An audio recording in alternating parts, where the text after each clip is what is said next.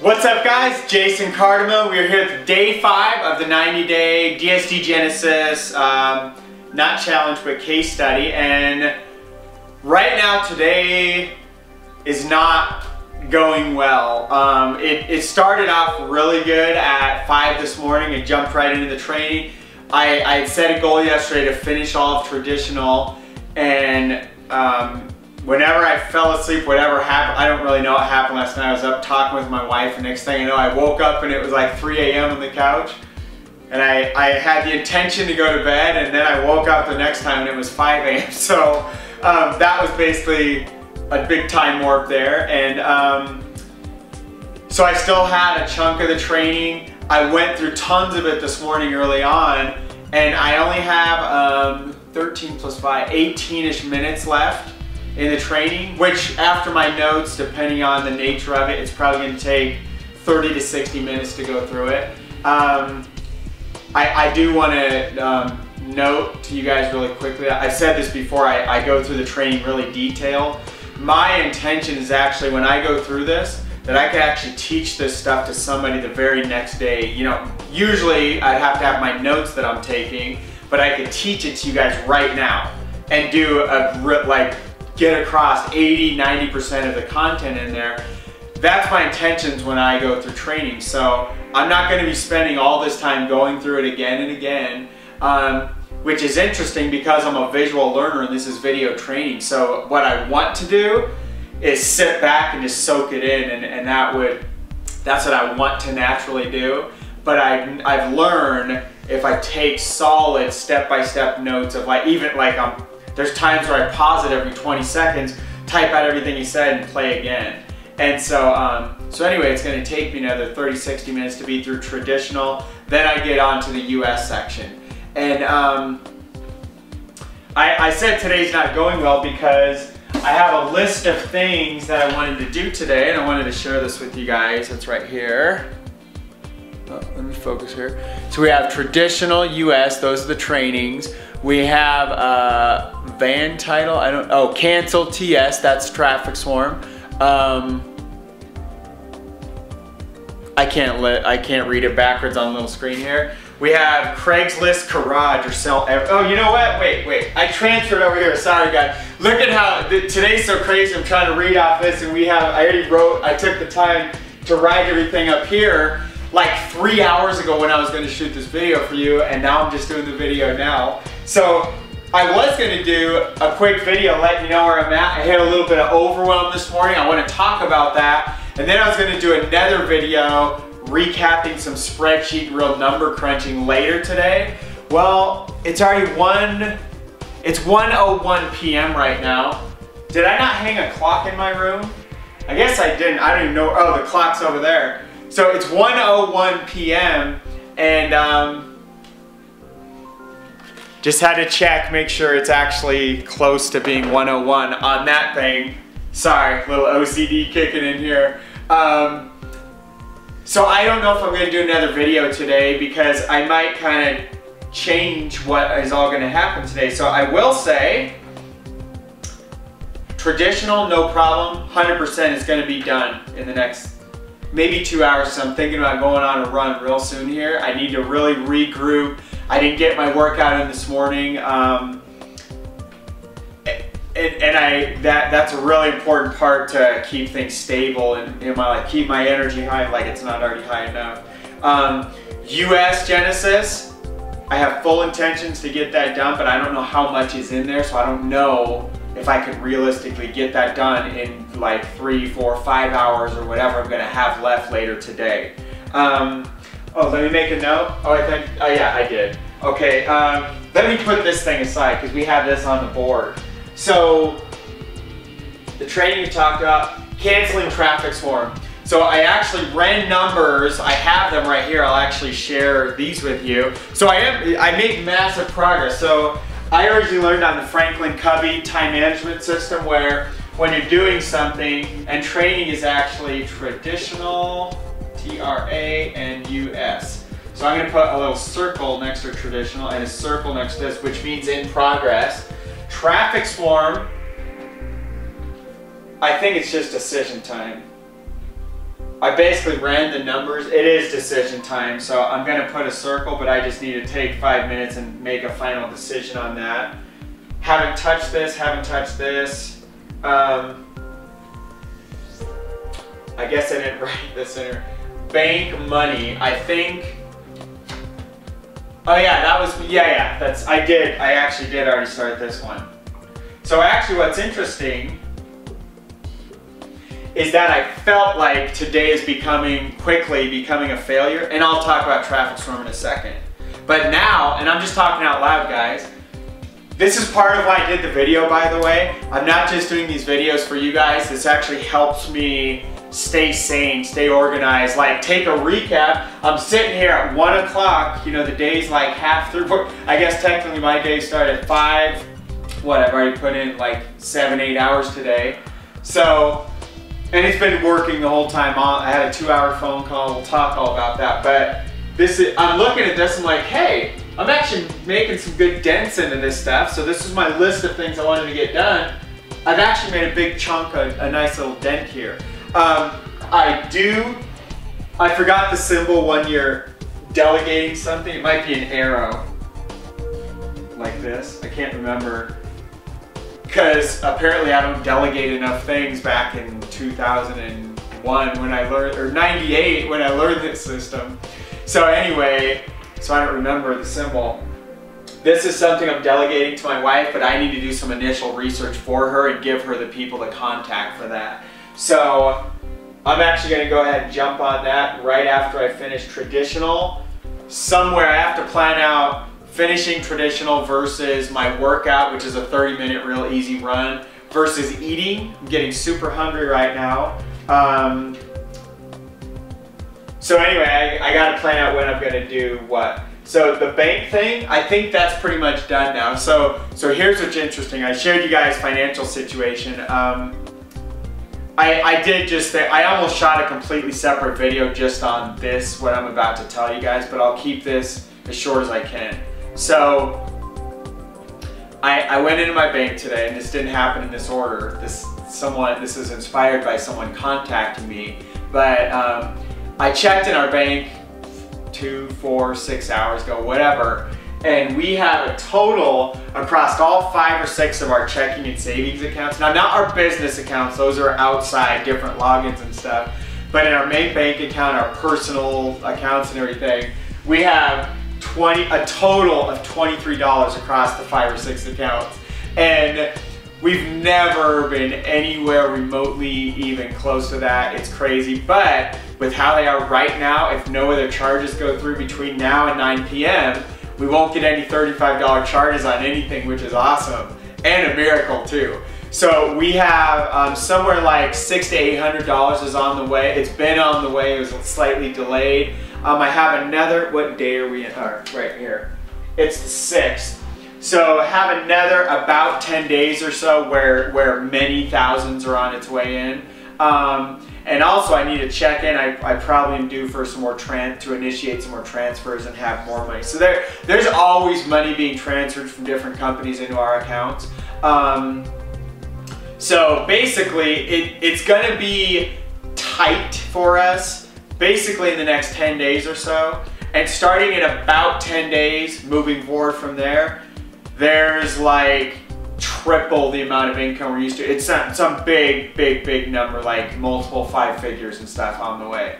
So there's a whole bunch of money. And guys, when I say multiple 5 figures, a bunch of that goes to bills and all kinds of stuff. There is a bunch of extra money on its way from some of the commissions we talked about a few days ago. Which, by the way, I just recalculated things. I saw some numbers, and it's basically an extra, at this point, and this is as of without me checking, I checked this, yeah, I ran numbers this morning, that's right.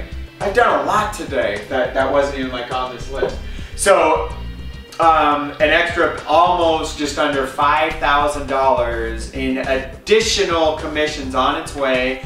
Commissions that like a month ago, they would normally never be there. It's kind of, you know, it was just the timing, people buying things at certain times, selling certain courses and products, so that just the timing was perfect to, you know, it's this perfect storm. It's God inspiring to help me reach this mission of 5 figures in the next 86 days, 5 figures per month. And so all this is like coming together, and you know, an extra $4,800 right now is on its way, and that's on top of all the normal residuals and everything else we've built. So had this conversation with this person that's known me for at least 2-3 years now plus.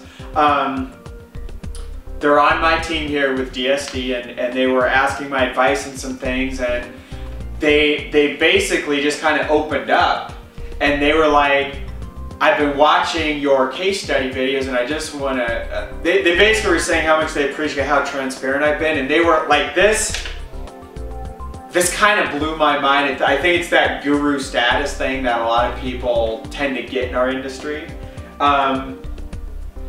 So basically they were like, you're just a normal person like all of us. And I'm sitting here like, no kidding, like of course I am, and I've been telling you that for years and decades and my whole life, but they've only known me a few years. But what I realized was, with me being so transparent about our current bank situation, stuff like that, it's never been that low ever. Like filed bankruptcy 9 years ago is probably somewhere around this. And so me being transparent about all this stuff and realizing what's happening, I really just appreciated, you know, first of all, them opening up and sharing that, you know, getting to that level, that deep with me. But for me to realize, like,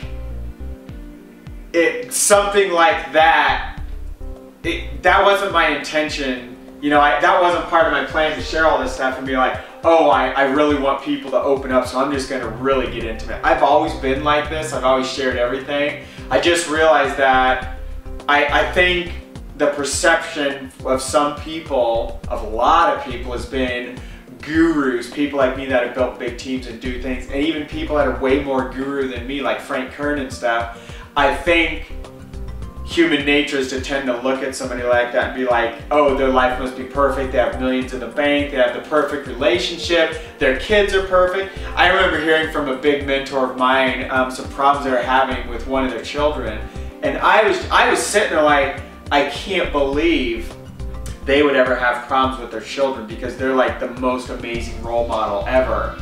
And it just made me start to realize, like, everybody is always going to have issues like this and problems, and it just depends how fast you're going to get through this failure and move on to the next failure, because there's going to be tons of them. You have to failure is the fertilizer to success. Or I could choose to look at this and be like, we've never had this little money in our bank ever. Screw this, I quit, I'm a failure. And I could just ignore the $5 grand extra little income on its way. That's a big amount of money. That's close to being double the household American average US monthly income. Double that, it's on its way just here in the next couple weeks, and that's on top of the amount we already make, which is way over the average American income. So I could either count all these blessings and be all excited about where we're going, or I could look at things like, oh, I could allow $23 in our bank account to define who I am. This is a super temporary condition. And so anyway, it was really cool to connect with that person, and it really just gave me more of a purpose of why I'm doing this case study. And that ties in to this right here. So, yesterday I did a video that was almost an hour. It's like 57 minutes when I saw the numbers. And I had no idea, I was just doing a video talking about things. Now, I don't plan these out, but during a case study, I realized these videos probably aren't going to be like 5 or 10 minutes, because I have to get, like, you need to get nitty-gritty details. You need to know what's happening, and really, you need to know all that, especially because I want to teach you, I want to serve you through all this, what's really happening, especially like here.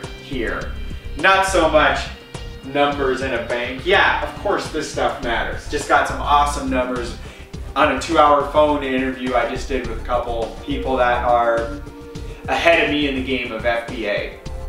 And they have some insights and some coaches and some stuff wanted to tap into, learn what I could. So I took some notes here. And this is going to further help me to set my exact goals and what I'm going for and all that. So,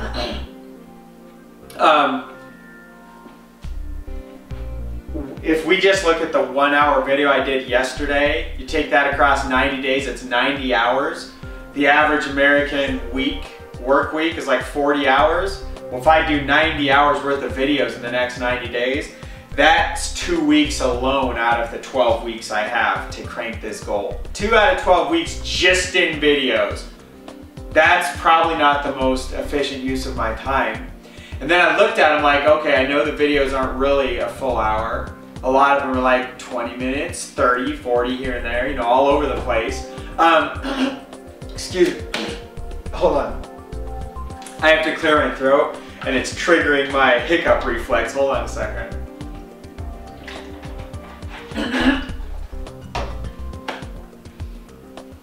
Super side note, I got hit by a soccer ball or something weird at some time like 10, 15 years ago. And ever since then, whenever I don't remember what triggers what, but when I hiccup, I tend to burp or vice versa or something. They like all trigger at the same time. So if I start sneezing, hiccuping, burping, all of it, like you hear, and I freak out, that's what just happened, is that thing being triggered. Because right now I'm trying to clear my throat, it's triggering my, my diaphragm hiccup thing. So anyway, this is going to be rough to get through this in the video, because I don't know any way to get rid of it. So besides maybe drink a little water sometimes helps. So I realize this is a big chunk, and you guys also have to realize there's not really 40 hours in a week, there's 168 hours. I don't sleep like a normal person. I don't mess around like a normal person. I don't watch 4 to 7 hours of TV per day like a normal person. Right now, I'm watching a maximum of like 45 minutes per day, and that would be, like I said yesterday, watching Walking Dead with my wife, catching up on those episodes. So this has to be put in perspective. It's also not really a full hour per day, but I need to be in check of things like that. The other side of this is that this serves my mission statement to share all this journey with you guys. So somebody can go through here, they can scrub the videos, jump through, you know, check things out. They can see me talking about different points on the board here, and really that's the bigger purpose of me documenting all this. That's the #1 purpose of me documenting this journey, is to really serve my mission statement, to serve you guys. What's my purpose? Purpose of my life is to love, to enjoy the journey, and to inspire, teach, and serve others. So I can inspire, teach, serve, and love, and pour that out into you through this case study. That serves my mission statement at an extremely high level, because this isn't really about me going out to bang out $100,000 a month, which I'm going to do. But the bigger purpose is serving my mission statement, and you guys seeing that, how does that impact you? What does that really do for you? That's the real why behind things. So, or one of them. There's several whys, but that's a big, big one behind everything. So, I am going to be aware of how much videos I'm doing, and I can't allow that to completely interfere with things, but it serves a very important purpose, for sure. So, so I'm not going to stop doing the videos. I'm not going to change it up too much. I considered not doing a video at all yesterday or today, but then all these lessons came up and I was like, this is a really good, people really need to hear this. Like whatever I was dealing with right then. So, or right now. So I want to share this one with you guys. This one inspired me to shoot a video like hours ago. I mean, we're sitting here, it's now this is cool. I started this video around 1:01. It's 1:17, so I know we're 20-ish minutes. I think we're gonna be done in way under 30 today. So, this hit me in the middle of a training. So I'm going through all this training this morning, and I got this sense of overwhelm. And it came around some of the process of getting, you know, sourcing a product from China, getting it over here, and how to get driving up sales in it. And there's so many little tiny steps in this process that I just got this overwhelm. And that's because, here's where it comes from, first of all. And I'm gonna show you how to overcome that. The overwhelm came from, I'm sitting here at a computer, and in my memory, I have all these steps. okay, there's about 5, 6, 7, 8 to 10 steps to source, to grab the product over from China. I'm closing my eyes because I'm a visual learner. And so that's kind of floating around the back of my head, so I have 8 to 10-ish steps to go through that. Then I'm getting the product over here, then I have several steps to follow through to do the Amazon side of things. Then stickers, labels, all this stuff, that side of Amazon things. Am I going to ship to me? Am I shipping straight to Amazon? Who's shipping what, where? Who's going to put the labels on? Who's all going to do this stuff? Then I have to get graphics designed, work with the graphics designer, all these others, is like other 5 steps. Then I have to get, you know, do all these reviews, get all this other 5 or 10 steps. So all right there, it's like 30 to 40 separate steps to get some product from China, get it over to Amazon, get the thing rock and roll and making me $1 billion. So what happened is me realizing, now I just broke that down in my mind. I had no idea, I just knew I felt overwhelmed. And it happened because I had another 2, 3, 4 steps thrown into this thing that I didn't have any overwhelm in the process up to this point. And what it was like the straw that broke the camel's back. I had these 5 or 10, then these 5, and it just kept getting bigger and bigger. And pretty soon something happened this morning. It was like, oh dude, I'm overwhelmed. I finally got overwhelmed. And so, and I have a business partner who got overwhelmed in the very one of the first steps, just setting up their Amazon account. We all have different breaking points and things that kind of trigger overwhelm in us.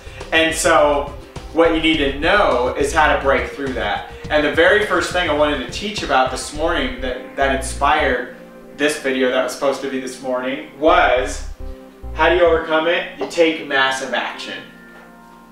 So how am I going to overcome this overwhelm? I'm going to go ship a product and I'm going to have one in the works and everything. I'm going to get all of that done in the next couple days. And I'm also, I may source a product from one of the US distribution places here in the next like 48 hours. I want to do that. That's a big goal. I still got to get through the US training, which I haven't even started yet. That's right here.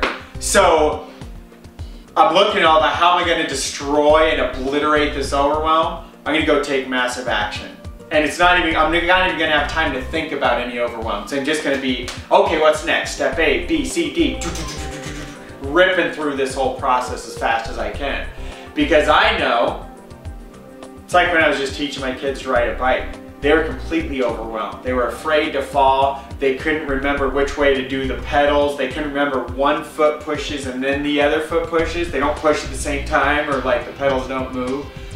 I just like, and there's probably another 10 things I could talk about.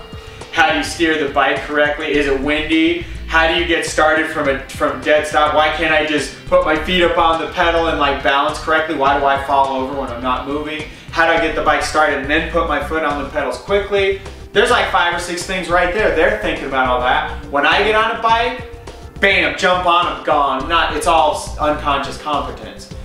That's what FBA is going to become as I'm through this, and I know that. So how do I get to unconscious competence? Which means I'm not even aware of how much I know about FBA. I don't even have to think about it, I just do it.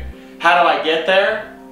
At these beginning stages, I just go do it. I push off, I try to pedal, I get it all wrong. I plug numbers into a spreadsheet. I get the wrong numbers. I talk to other people, figure out better numbers to get, stuff like that. So, how do you destroy overwhelm? You take massive action. I will also share with you another thing that really helped me to destroy the overwhelm I had this morning. And really by now I'm feeling like super good. Almost no overwhelm around it at all. Do I honestly have overwhelm around this process? Tiniest little bit.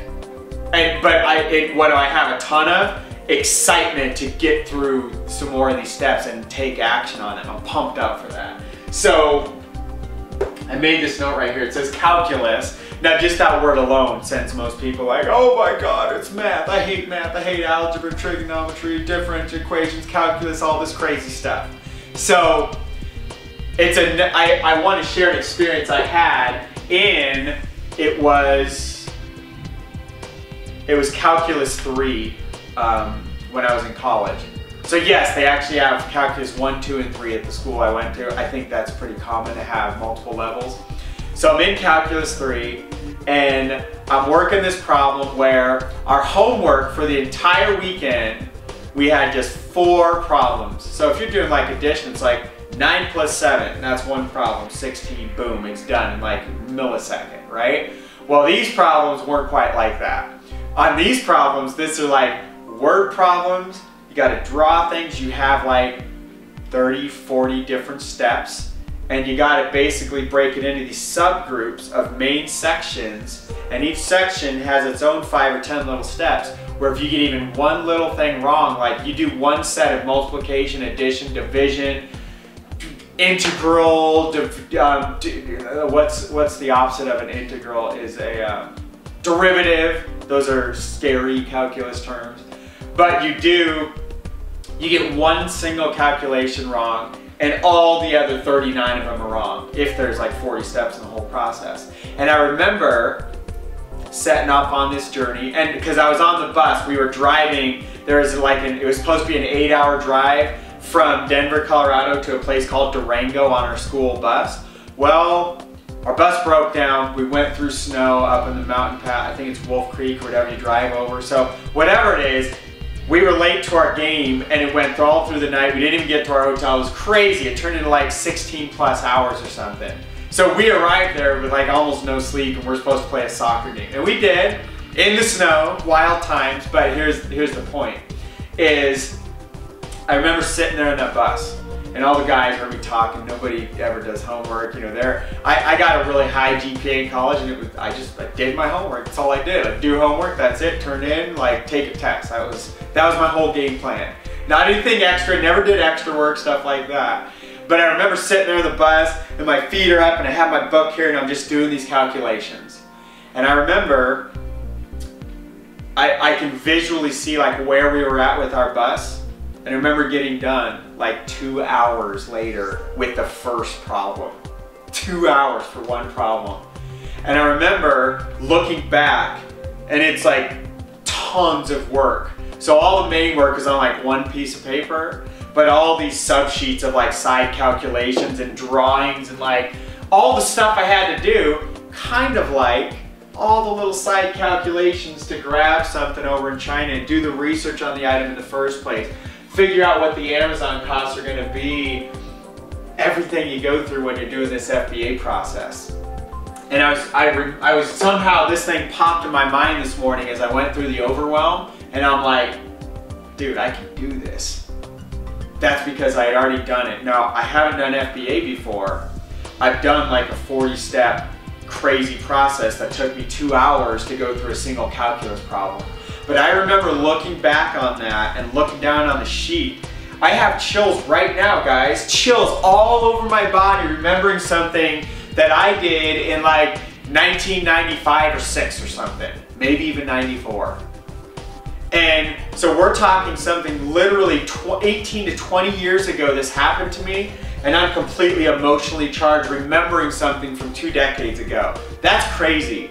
That was a crazy moment. I don't know, whatever crazy means, I don't know what.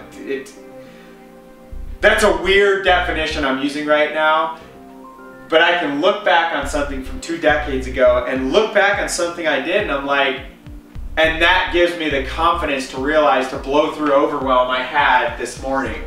And that's really a big piece of what destroyed it. And realize, just take massive action. So as soon as I felt that, I actually went through, and I'm like, I'm busting through all this training. So I took all my notes on that, went to the next training, took notes, went to the next training, taking notes. And like within an hour or so, I didn't have much overwhelm, because I was like, dude, bring all of it on. I'm just gonna get through all this, have all of it in front of me, then take action on everything. Probably would have been smarter of me to take action as I'm going through this process. I chose in this case, this isn't like me, I'm doing things a little different than I normally do. I typically take action right at, so I take the notes, go do everything I just learned. For whatever reason during this process, I wanted to go through it all, take all the notes, step back, see the bigger picture, then dive down. Game time, actual action on every single thing I just learned. So, So it's interesting, I can look back on this process and realize I've done something that was pretty complex in the past. Now this FBA process takes a lot longer than 2 hours, but you know, maybe in the calculus problem, you have what is 2 hours? 120 minutes. If there's 40 little steps, maybe each step takes 1 to 3 minutes. Maybe some would take 30 seconds or 1 second.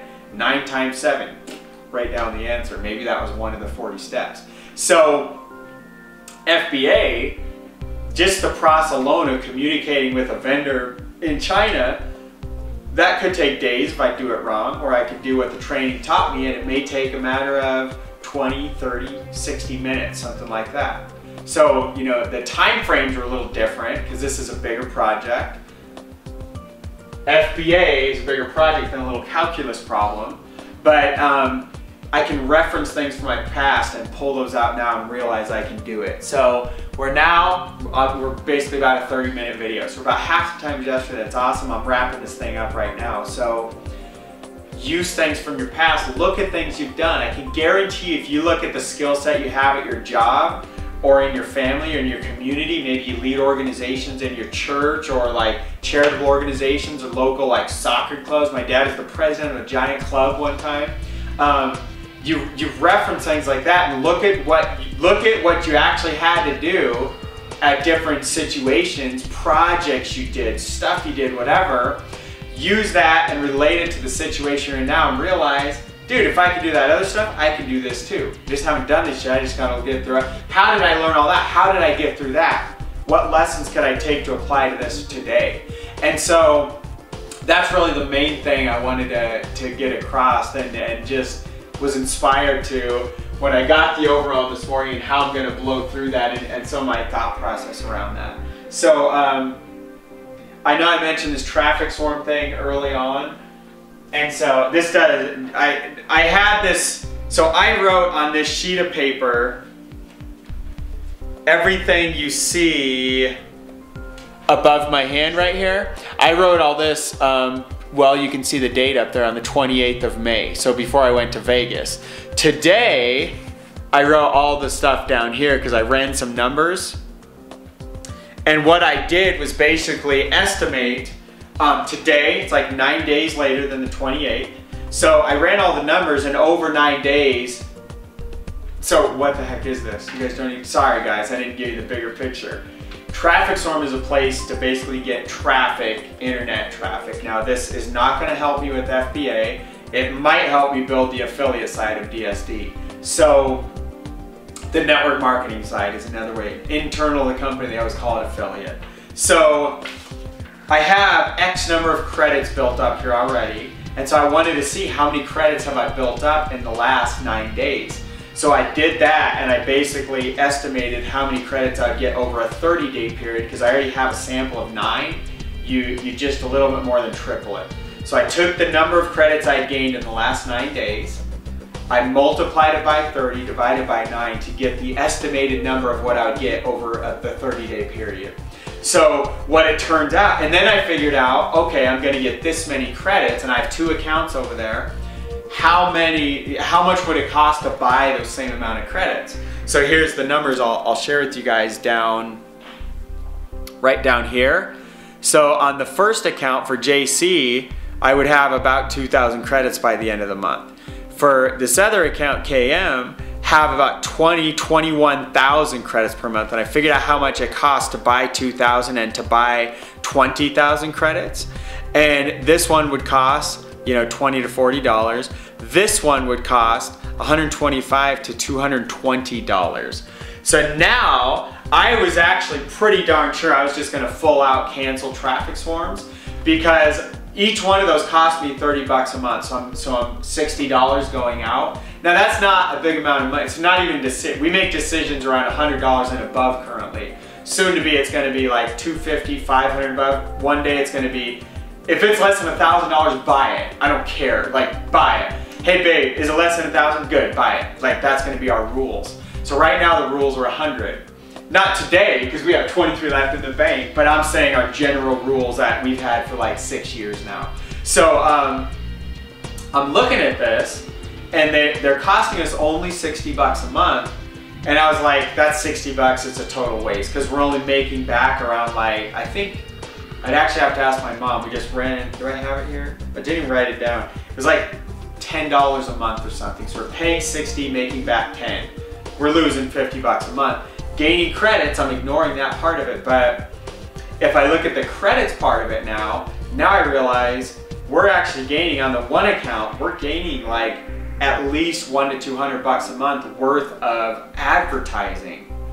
We're paying 60 between the two. Maybe I just cancel the JC account that's making hardly any credits, that now we'll be paying out 30, still making a little bit back in return, but paying 30 to get like $100 to $200 worth of advertising, plus make a little bit of affiliate income of 5 or 10 bucks a month on it or whatever. So I did that. I believe I want to look at what happens when I cancel the one account, but I'm pretty sure I just cancel the one account for 30, keep the other one of 30, and I think we're good to go. The reality is I have until like the 28th or at least another 2 weeks before I cancel, before I get recharged. So I actually have time, but I think I'm going to make a decision right now on this. Just do it. Today, I was on a really good 2-hour phone interview with, it was a 3-way call with 2 other good FBAers. And I was telling one of them when we first started, I've been actually just ripping through. If there's a decision to make, like my wife needed a bookcase down there and she reminded me this morning and I was all, let's do it. And I was like, as I was already walking downstairs to do work, we literally went straight to the bookcase, picked it up, carried it upstairs, saw some stuff on the way that was draining my energy, some stuff that from our move that was still laying around. I was like, hey babe, while you're down here, what about this, an item, these 5 bigger items in my basement down here. And she's all, this is trash, this one we can use for camping, can I use this one? It was like a container and I forgot what the other thing was. So we made decisions on 5 items, boom, boom, boom, boom, boom, just like that. Took care of all of them. They are all out of the basement right now. We have way more free room over there. I'm pointing because it's like that direction if you saw the video the other day. And just alone, I'll tell you guys what happened from that. So that grand total of all that stuff took about 3 to 5 minutes total. Carrying the bookcase up, doing all that stuff. So 5 little minutes of my day. And now, I was out there on a phone call earlier and it is like freedom. There's so much space just walking out of my door. It's completely wide open where I was kind of like stuck in a hallway because this little bookshelf that was trapping me in before. And just that one piece of furniture alone just completely, it like literally freed up my energy. I didn't realize walking by this bookcase, since we moved it there, you know, within the last few weeks or so, it had been this big drain on me where every time I walked by it, I felt like cramped. And I didn't know this, it was completely unconsciously aware of this thing. Because once we moved it, I was like, dude, we have a big old 6,000 square foot home, dude. Like it felt like a little 3,000 square foot is a little, but I'm saying like, cause we're all spoiled now, 3,000 compared to 6,000 is little. But we felt like more like we're in like 3-ish thousand when we're getting all cramped in with stuff. So take massive action on everything, just destroy it and get it out of your face, get it out of your way. That's exactly my intention of doing that with this list. And I just made a decision right now. I'm making lunch immediately after getting this video starting to upload. While I'm doing that, I'm gonna look up the title stuff so I can get my wife working on that. And I'll go out in my run within the next hour or two, because I can actually run with food in my stomach because it's such a low-key 30-minute, like, it's probably fast for anybody watching this, but for me it's like it's a slow jog is what we call it. It's like easy, you know, less than 8 minutes and 30 seconds per mile up to like 9 minutes 30 seconds per mile, maybe even 10. That would be 6 miles an hour for reference. So like 6 to 7.5 miles an hour, somewhere in those ranges. 6 to 7-ish. That's a slow jog. So I can do that with food in my stomach. So I'm talking out loud, kind of showing you guys planning the day out. The other sub plan, check the bank in another couple hours around like 5. And if I need, I wanted to show you guys this. This is really important. So I want you guys to realize, so total transparency, right? 23 bucks in the bank. Let me make sure you can't, yeah, I don't want to show you like credit card numbers. What do you see in my wallet right here? What is this? That's an actual $100 bill. And then we have, now typically I carry like 4 or more. Then I have all these other 5s, 20s, all this other stuff. I have like more than 200 bucks right here, carrying. Now why would I do that? And I gotta show you my awesome little money clip here. I actually got this from getting in high leadership in a company.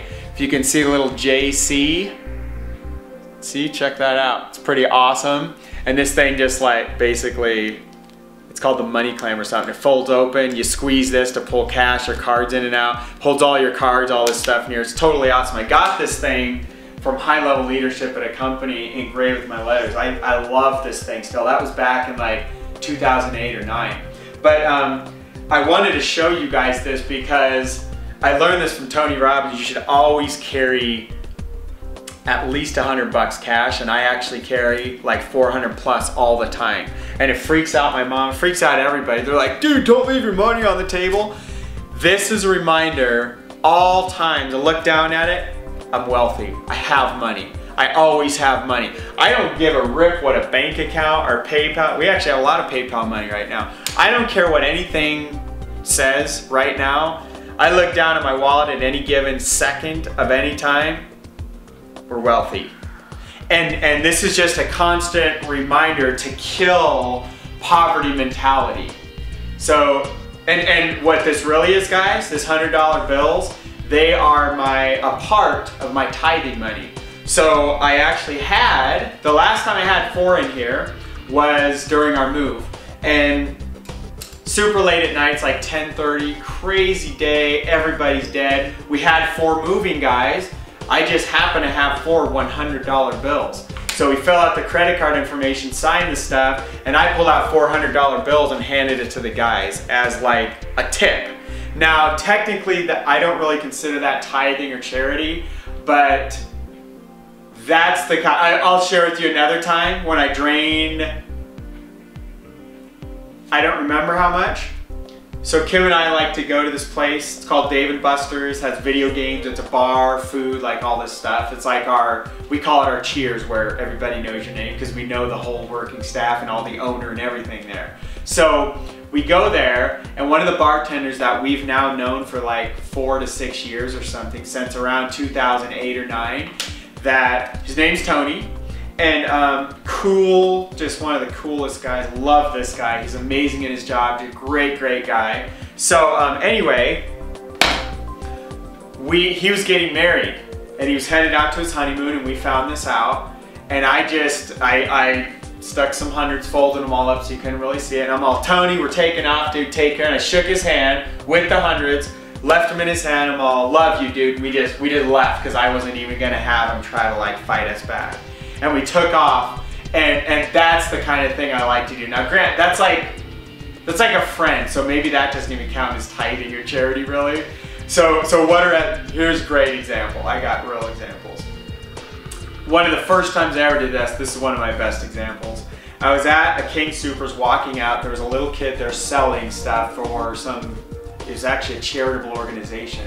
And it wasn't his soccer club, it was like an actual charity. And he's there with his dad, and he was out away from his dad because we had this interaction. He'd be like running over to his dad with this big like tray of stuff he was selling. And so he has this tray, it's like wrapped around his neck. And I remember, and I'd been practicing this thing, and I grabbed, it was at least a $100 bill, it may have been a couple. I just grabbed it and I was all, here you go. And he's all, what do you get? Like, I think you get it. He tries to give me the whole tray, and I'm like, keep the tray, go give that. This is a really good cause, go give that.